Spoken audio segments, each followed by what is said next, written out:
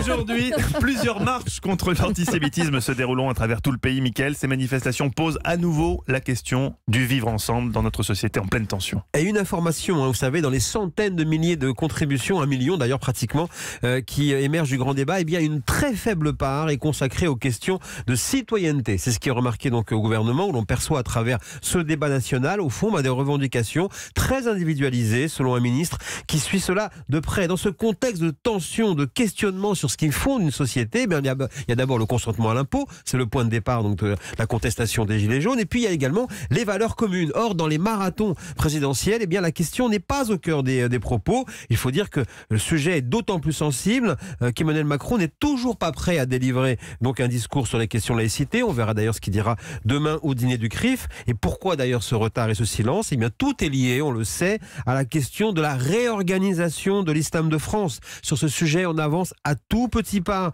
Il y a eu un remplacement à la tête de l'Institut de la Fondation de l'Islam, dont Jean-Pierre Chevènement a cédé la place à un islamologue, Ghaleb Benchek. C'est un premier signe.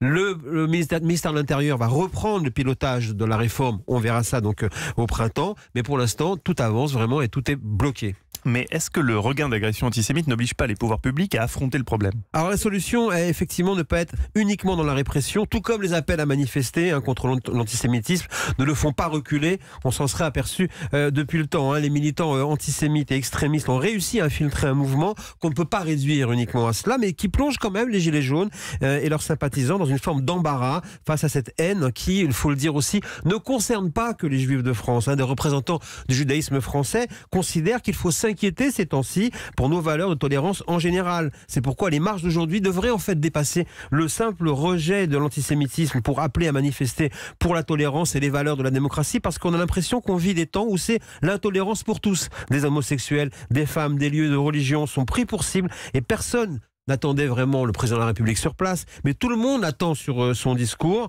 sur les valeurs communes, comme l'a dit d'ailleurs Brigitte Macron en visitant un théâtre à Bar-le-Duc vendredi. Il est temps de se parler à nouveau, dit-elle, et surtout il est temps de dépasser le temps du constat et du débat.